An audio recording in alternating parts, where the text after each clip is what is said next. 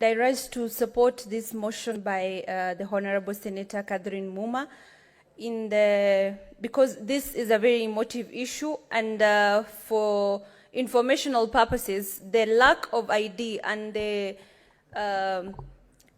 complexity of ID access in this country is marginalizing the youth. And as their representative, I would like to add my voice on this issue, because the issue does not only affect the border counties, but I know of some minority groups in Samburu County who are denied IDs because of political interference, also from political leaders.